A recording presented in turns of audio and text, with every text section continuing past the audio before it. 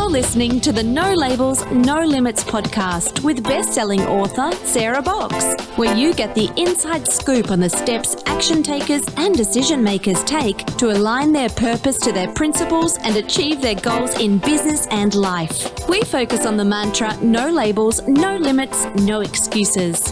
And now, without further ado, please welcome your commanding coach with plenty of chutzpah and heart, Sarah Box. Hey there, everybody. I want to take just a minute out of this episode of the No Labels, No Limits podcast to tell you that we are officially opening the Sandbox membership in September.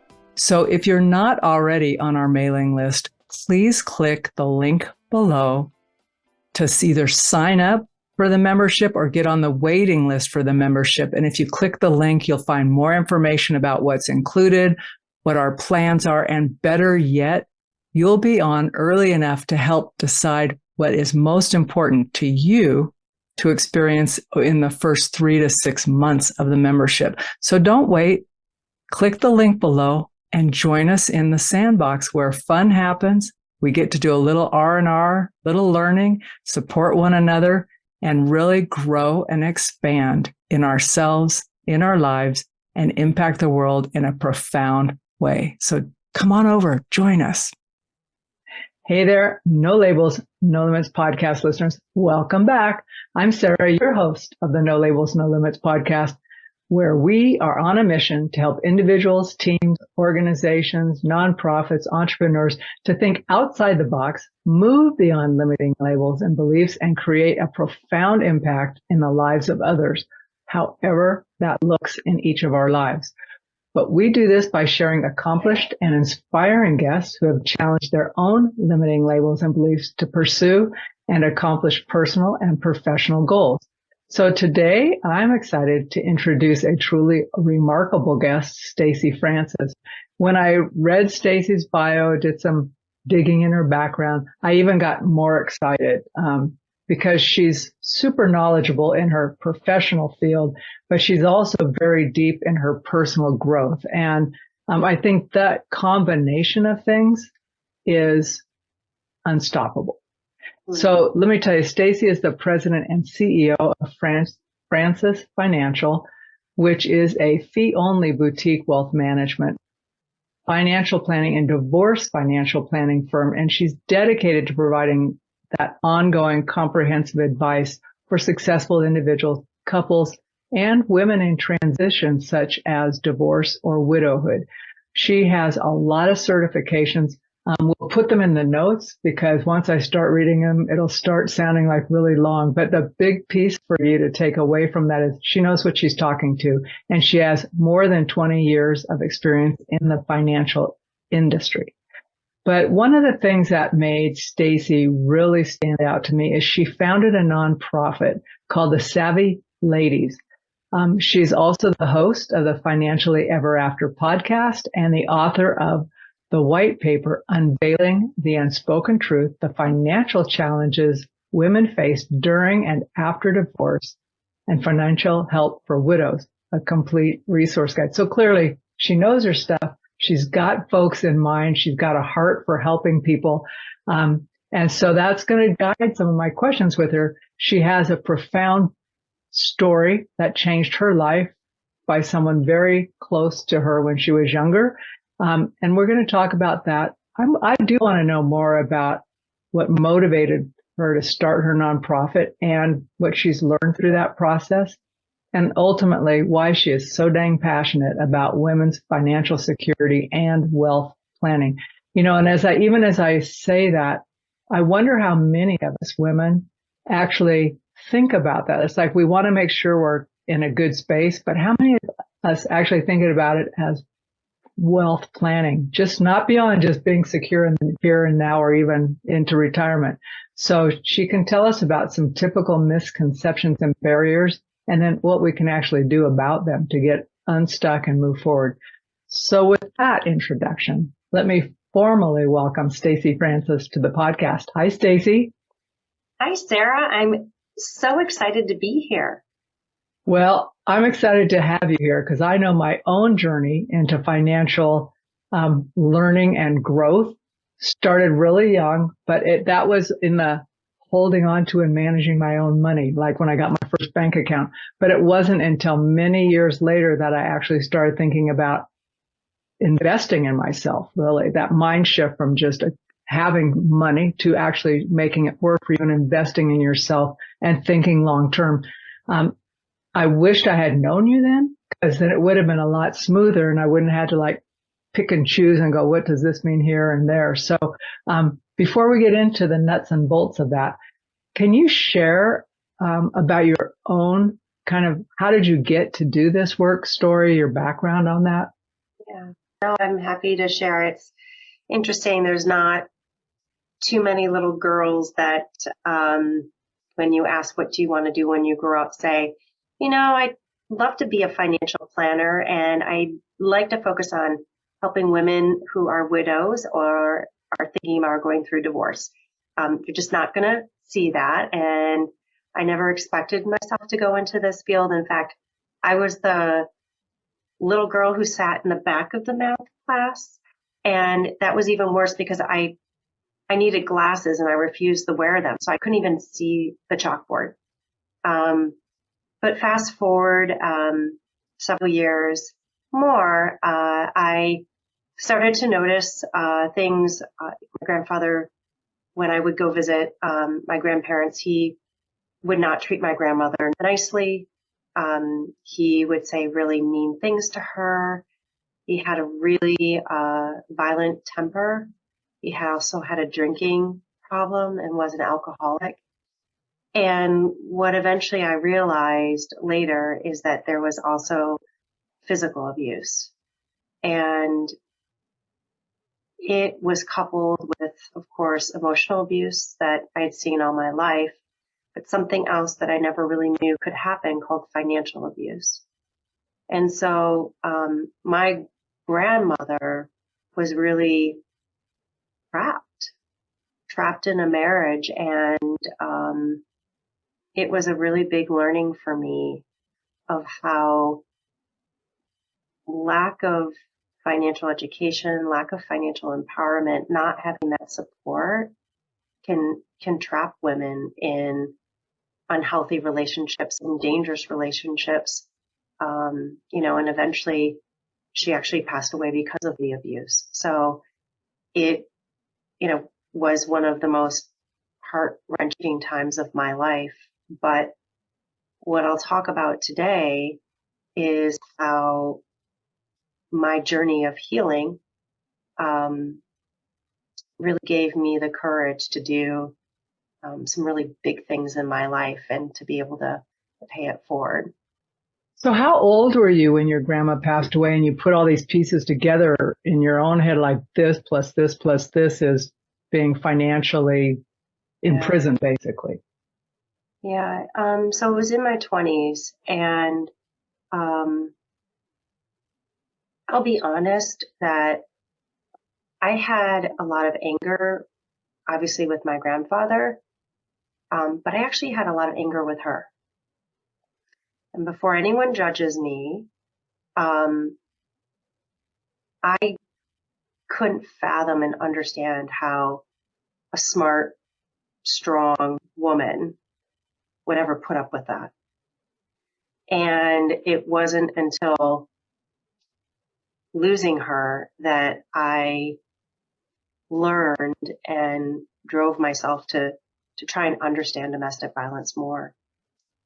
And that's what just opened my eyes to what a pandemic this is, what an issue this is, and that this is something that I might be able to help with, that I might be able to, save one other person's life or just make one other person's life better.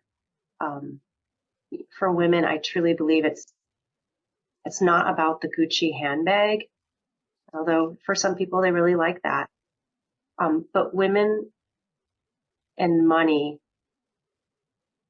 it's so important to us because it gives us options. Money gives us opportunities. And money also helps us out of unsafe situations, whether that's a relationship, that's a marriage, whether that's a job that is not treating us right. I've realized with that money in some situations for women can be really a life and death. Absolutely. And have you found in working with women, let's go even, so you've got the whole domestic violence piece, which, that has been something that advocates have been working on for a long time because there's a big taboo. It's hard for people to talk about it, less so today than before. But still, I've worked with nonprofits since the 90s that have been pushing on this, right? And people there's a tendency to want to minimize. And it's usually the subtle things that get minimized, right? Like if you show up beaten, it's like, oh, something happened. But like the psychological pieces you're talking about, the financial pieces you're talking about, harder to see and easier for someone to discount, especially if they don't understand a cycle or a condition as you do.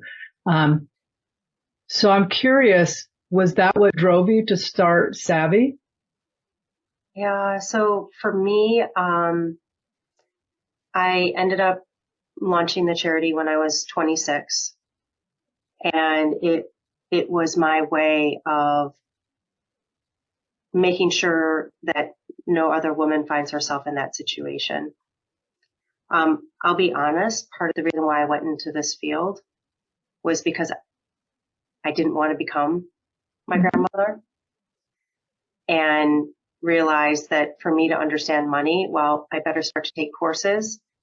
And what's so funny, Sarah, is that the more courses I took, oh my God, it like lit a fire inside of me of, oh my gosh, I'm good at this. Oh my gosh, I really enjoy this. It's fascinating. And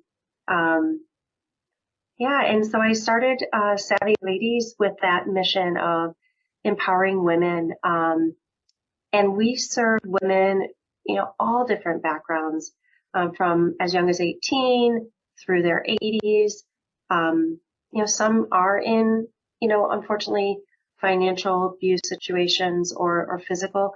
But a lot of the women who are coming to us, they are financially vulnerable, and they have questions about, how do I save for retirement when I'm a single mom? My husband passed away. What Social Security benefits am I entitled to? What benefits is my child entitled to?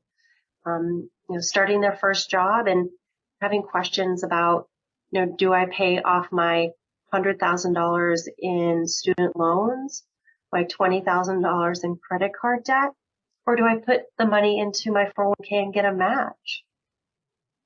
All these, just really important questions that women have. And my dream was to have this beautiful, supportive organization community where any woman could go to learn, to find support, and to get her, her questions answered.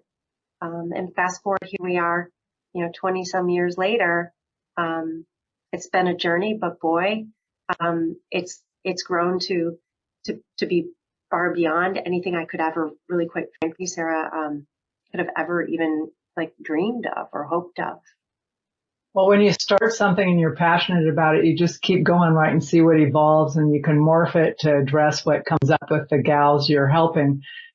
So you just shared quite a bit there, and I'm thinking about the question even of, do I pay off a debt? Do I pay off credit cards? Do I invest in my 401k? What the heck do I do?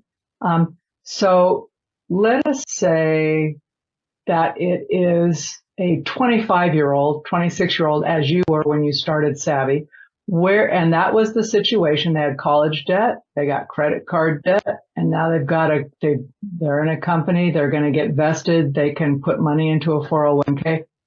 What advice do you give someone like that? Because those are I've been there. I've been the person being asked and saying, let me point you to someone who can help you, because I'm not a financial advisor, right? But I know that those are big, important questions. Yeah. Where would you tell someone to start or how to think about that? Maybe not even what to do, but how to even approach that? It's a great question. So if someone was coming to our helpline, it's right on the website, savvyladies.org. One of our volunteers, and I'm one of them, they would say the first off thing, of the two types of debt, your credit card debt and your student loans, which of them has the highest interest rate? Whatever one that is the one that you pay off first. And you continue to then pay them off in order of interest rate.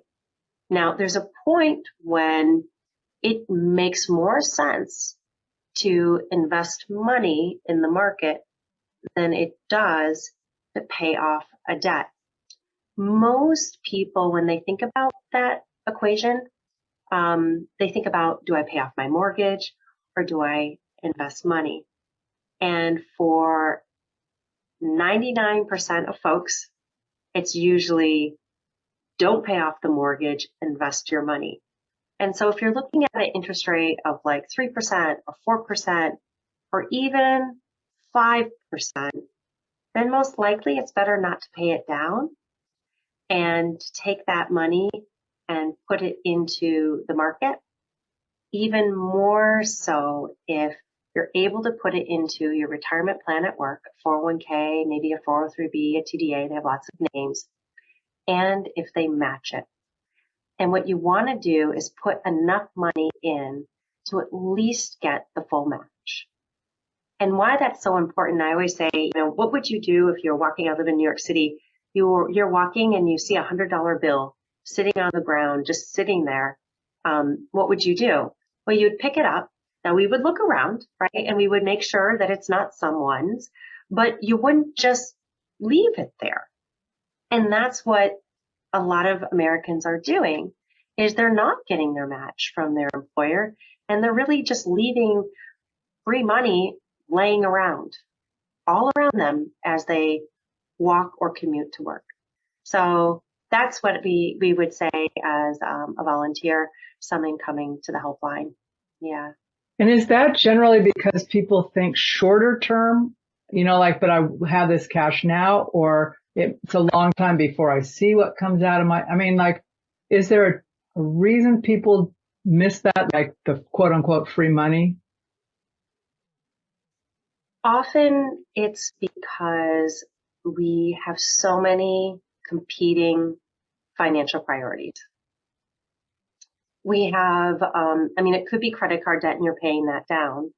But if you've been able to get yourself in a place where you don't have credit card debt, you've built up your emergency fund, and that's 3 to 6 months of your living expenses in a high yield savings account, then you need to look at retirement. And I remember being 23 and putting money in my 401k because, that's what they told me I should be doing, thinking, are you kidding me?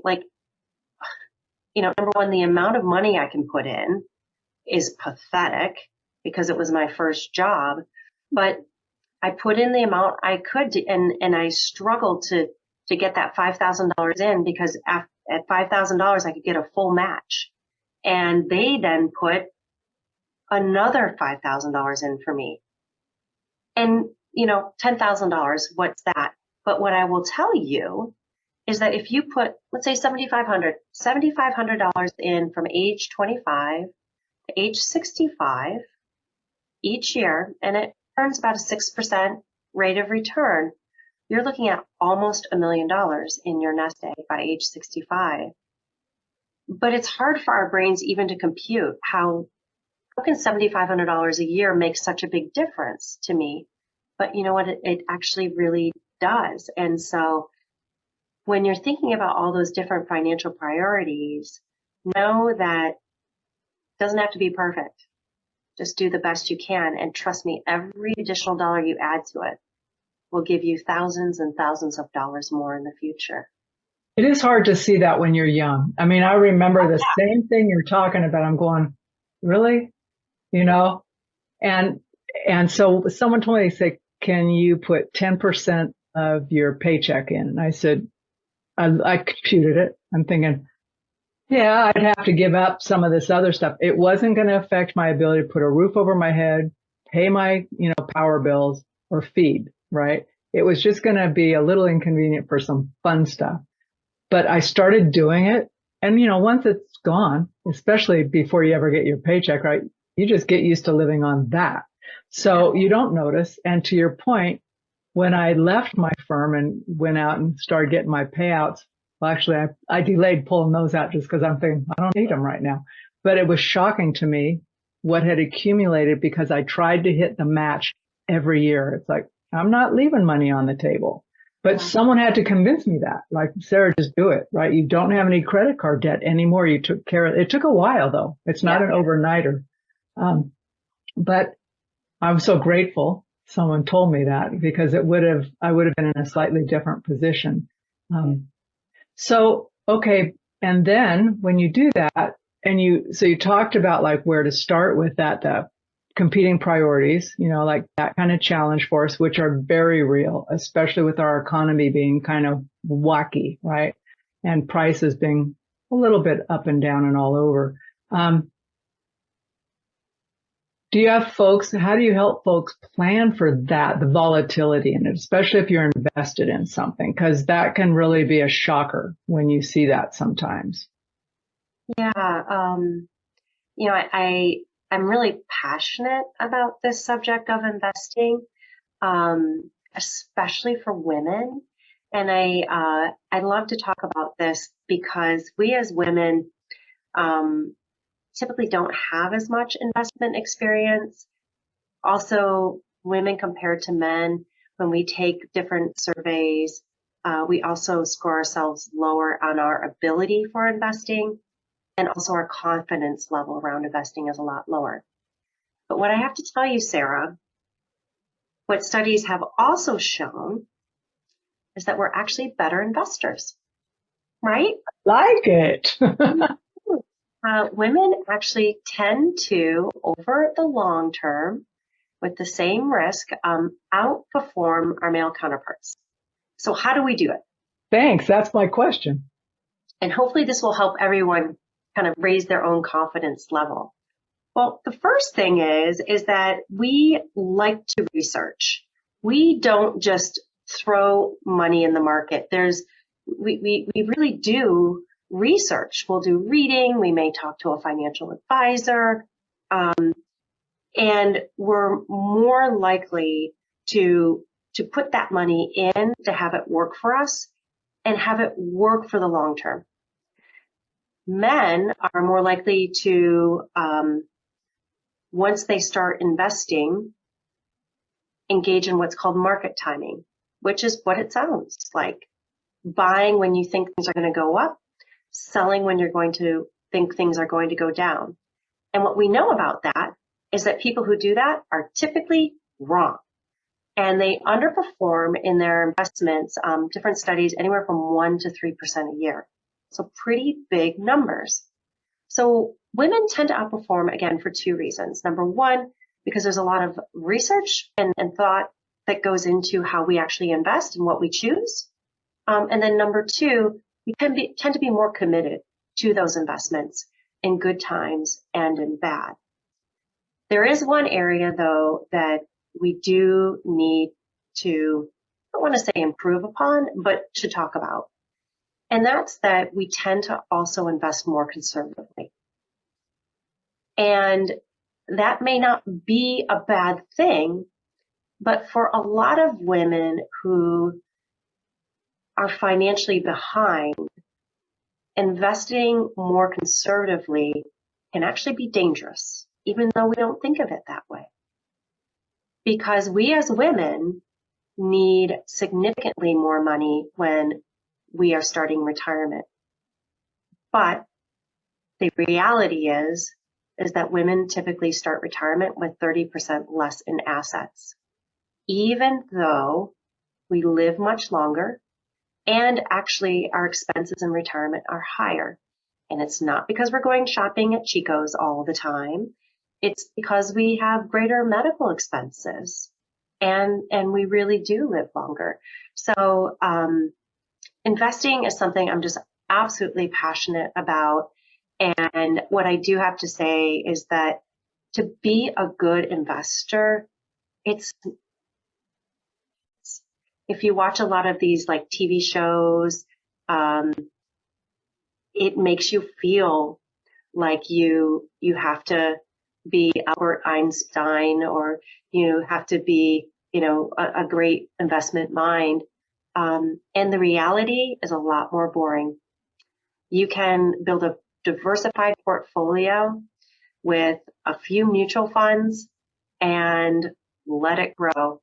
Maybe rebalance it, kind of bring it back in balance when one of those, maybe your stocks grow much more quickly than your bonds. So you just kind of bring it back and do that. But again, it's not as complicated as I think a lot of people make it to seem to be. But that's what you help people with in your firm, right? So if I were to come to you and say, okay, here's my portfolio, is this where it should be given my age, what my lifestyle is, what I'm doing? Should I keep it here? Should I shift things? I mean, you can actually help someone think through that, because those really are the questions, right? Based on how old you are, what your goals are, what you already have. Yeah. So working with a financial advisor, our approach, and this will actually help anyone who's listening, who's thinking about either working with someone or, evaluating their own relationship. We believe very strongly that you can't build the right investment portfolio for someone unless you know what their financial plan says that it needs to do. So every one of our clients have this beautiful financial roadmap. It's a crystal ball into their future out to age 95 with every single expense, anything you can imagine that would impact their financial plan, to tell us, based on what you're saving or what you have saved, are you on track to get out to age 95? And there are a lot of times, Sarah, that it looks beautiful. And at that point, we have the luxury to say, what type of investment portfolio is going to make you feel comfortable? What's your risk tolerance? When you see the market go down, how does that make you feel? We have that luxury. But for some clients, like a client that we're working on her plan right now, Sarah, it does not work. And so we're having to do a few things. Number one, go through her spending and really reevaluate what a sustainable spend rate is for her. And also, we're building a portfolio that has much more in stock than, ideally we would like. But she needs to get more return from her portfolio and stop taxing it as much by taking out so much as she has, because her lifestyle expenses are like $400,000 a year. They are significant, and something has to give.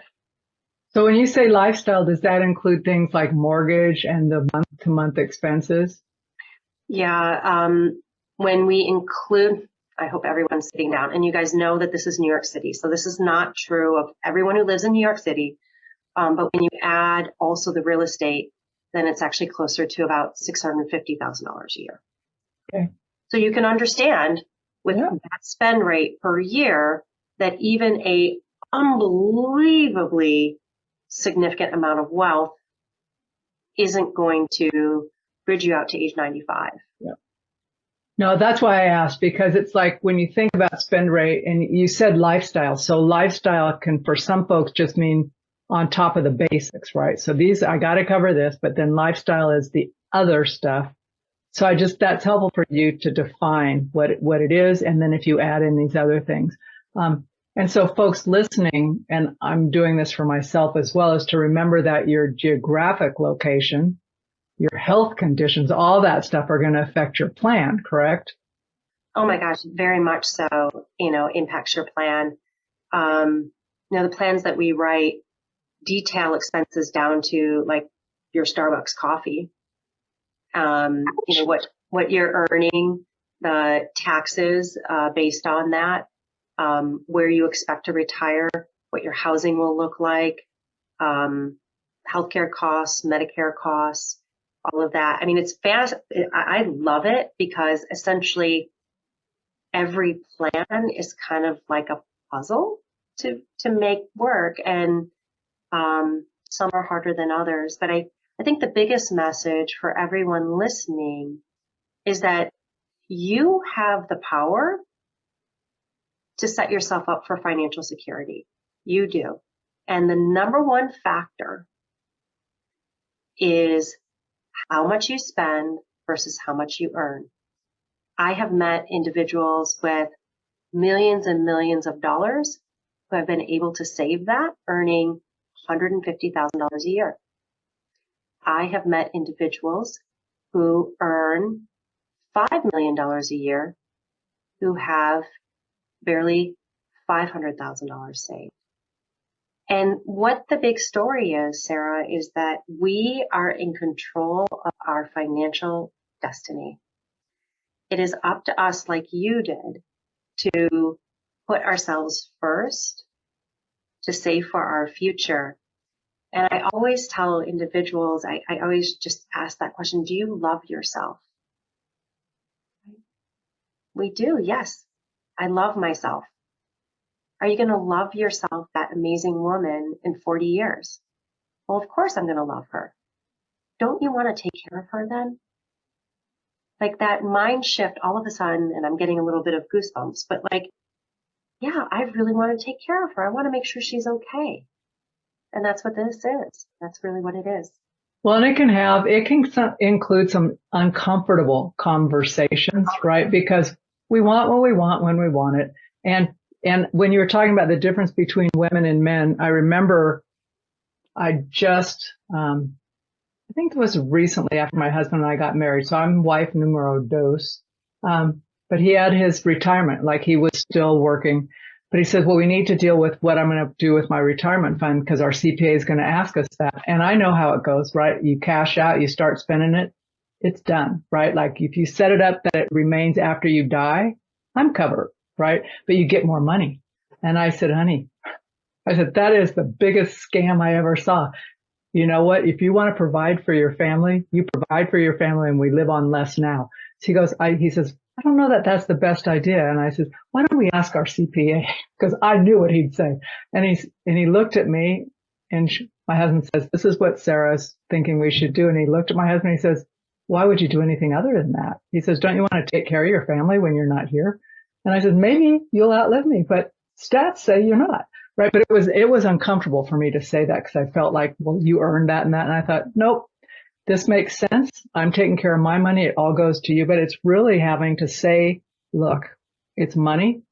Let's not leave it on the table. Yeah, no, I agree, Sarah. And, money is a taboo subject, big time. We still don't really talk about money. In particular, women, men are much more likely to talk about, stocks and what they're doing on the golf course, blah, blah, blah. But we're not. We're more likely to talk about our sex life or, whatever it might be, not money. And it's a real disservice. It really is. The more that you talk about money, the more comfortable you're going to be around money. All these, it's just like a snowball. I know. That is so true because I remember growing up, it was like, don't ask people about what they make. And still, I don't ask them, what do you make? But if I'm friends with you, I'll ask you about your thoughts about how do you invest? What do you guys do like this? Do you have your own? Because I'm curious. Yeah. Right? Are you saving? Where are you saving? Yeah, no, I think that's phenomenal. I'm seeing more conversation, but, we're going to be having our gala for Savvy Ladies on November 1st. It's actually online, as well as in person here in New York City. And it's all about breaking that money silence, that taboo, because again, the more that we talk about this, the more we can learn from each other and just realize money needs to be, it's like going to the gym. If you want to get, physically fit, you're going to go to the gym. But we also need to be making sure that we're, financially fit. Well, and the more you talk or think about it or use it, I find for me the more, and this has taken me a few years to where I don't think about it anymore, but the more you try to hoard it, like hang on tight to it, the more it's like this weird tension relationship with it. And I'm not talking about being extravagant spending, but it's like worry, worry, worry. So then there's this tension around it. And so now I just go, yes, I want to give somebody this or that, like just because I can, right? And this is my biggest goal, is be like to have a whole bunch of money in our trust, which is not big, but to be able to say, let's sponsor somebody to do something, because it would be fun, right? It would be fun to do that with money. But yeah, the more you talk about it and you can be relaxed about it. But I do remember the first time I showed this friend of mine who was really smart with money, my credit card statements. And I'm thinking, God, I don't want to be berated, right? I'm in my late 20s. And he goes, oh, you'll be out of debt here. And he goes, one moment. He goes, 15 months. I go, what? Right? I've been paying on these things for years.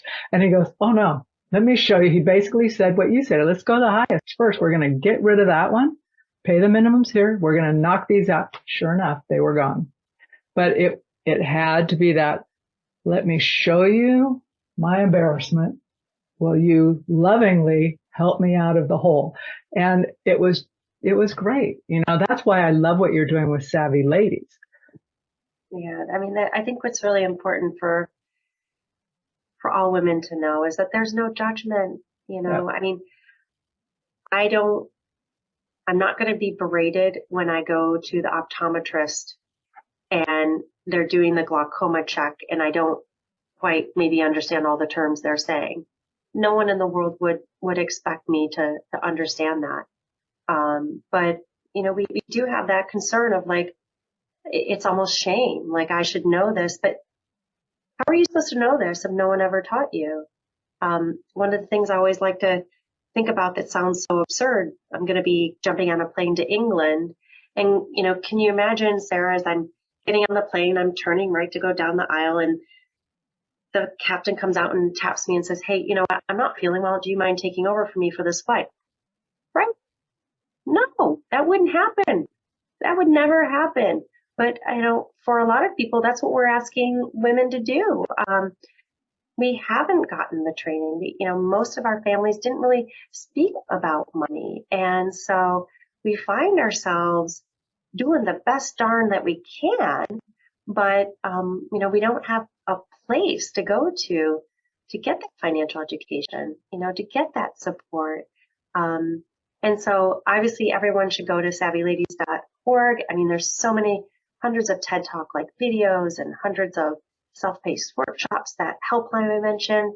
And for some people, they might want to work with a financial advisor. And when I say working with a financial advisor, that is actually what I do in my day job. It's actually how I pay for the charity. But what I always tell someone is when you're interviewing a financial advisor, there is 3 things to think about. Number 1, are they a fiduciary? Are they by law? Explain what that is. Yeah, by law, they have to put your interest first all the time. Fee only, which means that they're not going to try and slide in, greasy, sleazy commissions or try and sell you things. And number 3, you need to do a gut check. I feel like we as women sometimes don't trust our gut. But we got it. But we've got it, and we got it. Actually right. And you do that gut check because this is a person that you're going to be telling things to that some of even your closest friends have no idea. And they're going to be looking through your expenses, and you have to feel comfortable. If you have big dermatologist bills, that, hey, they don't care. It's Botox, whatever.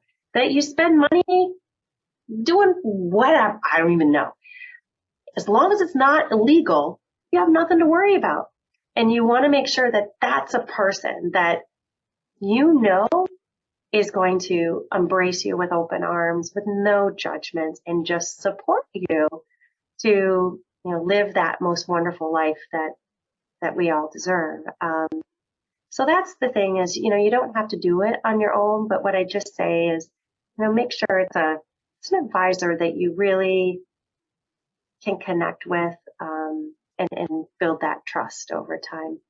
That brings up something for me, though, Stacy, as you're talking. If you are currently in a situation which is abusive, either emotionally or financially restrictive, it can be tough for you to trust your gut and your instincts, right? So is it advisable, if you have a person in your life who you trust, who is not in your situation, to bring them with you if you're interviewing a financial advisor so you can do a gut check with them? Sarah, I'm so happy you brought that up, because that's the most wonderful gift that you can give yourself. And I will tell you that your dear friends want to go with you, and a lot of individuals that we work with, they're going through a divorce. It's an unbelievably traumatic time. Their spouse may have just passed away. Again, an unbelievably traumatic time. And having that trusted friend or family member, it's a second set of ears. It's a second gut check. And usually in those times, we are not at our best. Nope. We have issues with memory. We have issues with attention. We're processing everything. And it's, anyone who has gone through those types of experiences, that you're not at your best. You're really not. And so having that person there is really important. And quite frankly, they want to help you, but kind of just don't know how. And, this is one of the most wonderful things that you can do is, hey, would you mind going with me to this meeting? So I think it's a great idea. It's not a time to pretend you're strong when you don't feel strong. Exactly. Yeah. Yep. Yeah, that just occurred to me when you were talking about the various situations folks have. And I've come to feel like even if I'm going into a situation where I may be able to do it on my own, they're just like, I want a second set of eyes and ears on it with me, right? Because we hear things different. Even if I'm feeling my best, I'm going to miss something someone else will hear and they'll say, well, this is what I heard, and I've started taking my little phone in, right? You don't mind if I record this, do you? No? Yeah, Good. no. And it's really smart. And if we think about it, if any of us was going in for a very serious major surgery, we would probably see more than one doctor, right? Mm-hmm. And we would want our spouse or a family member or a friend to, potentially even be there with us, to be just that second person to hear things that maybe we don't hear.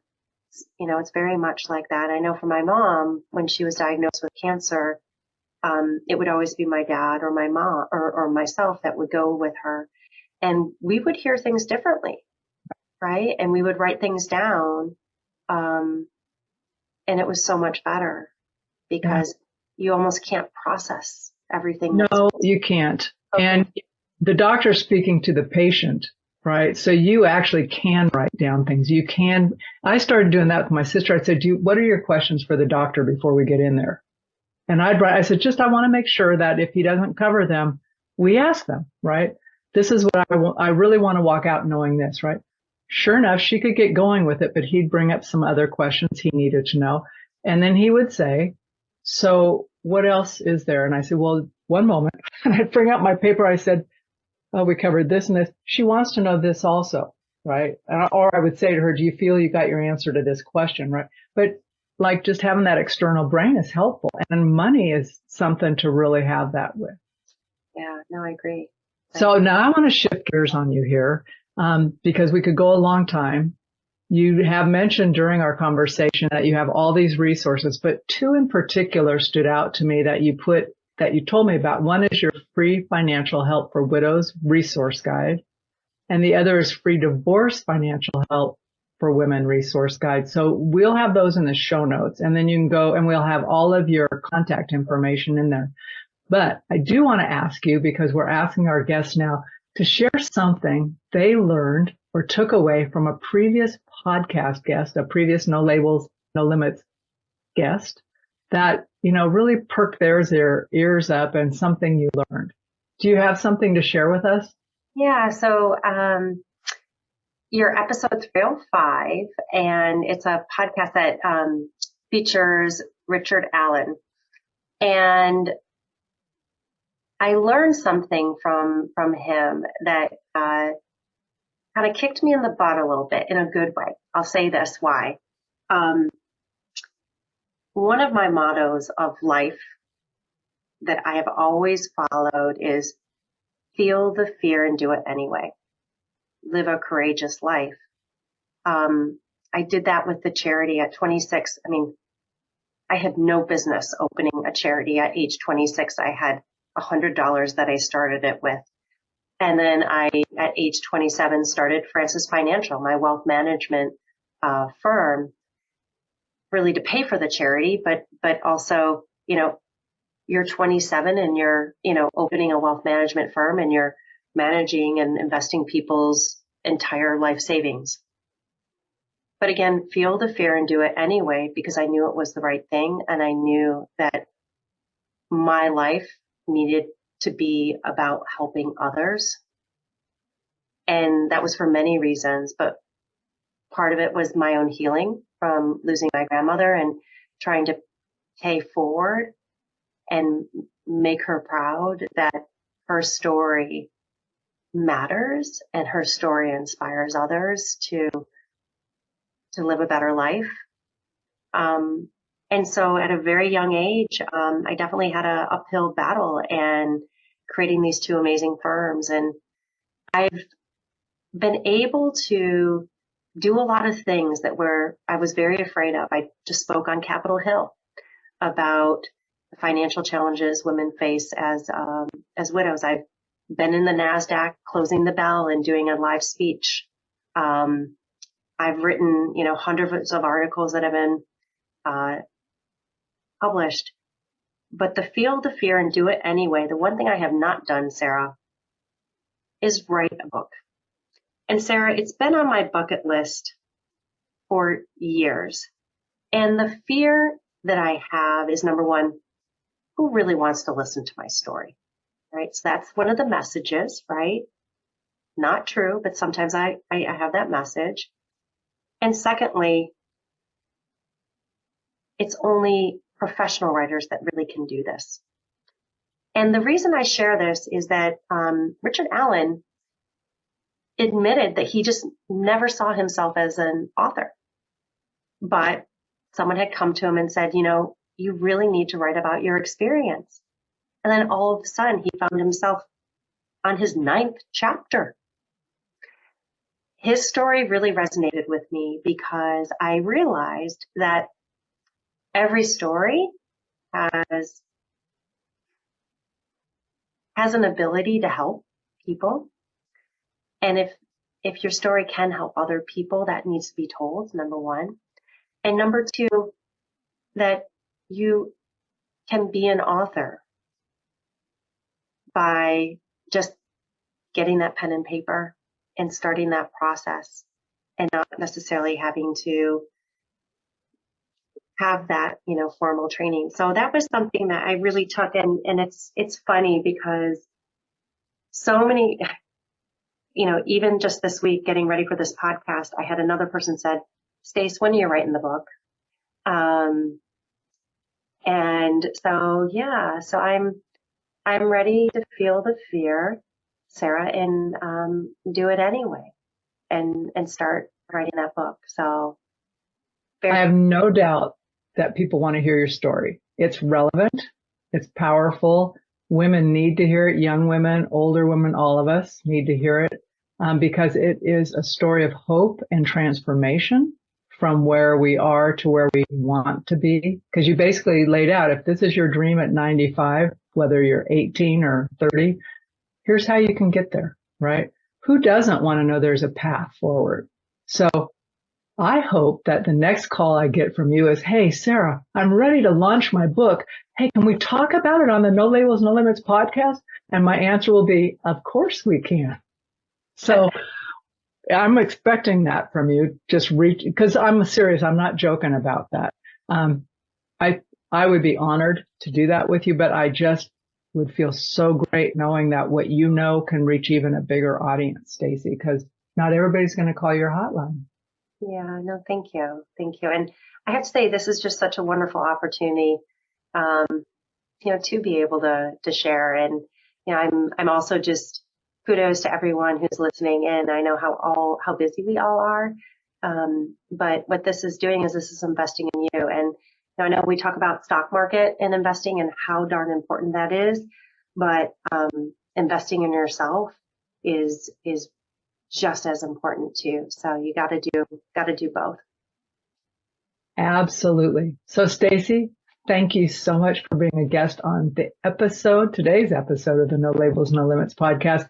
Folks, if you got something from this episode, and really, who didn't get something from this episode, I'm encouraging you to share it with a friend.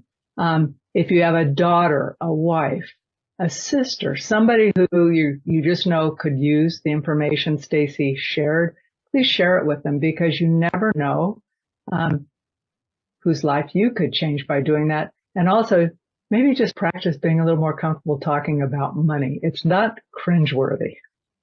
It's energy.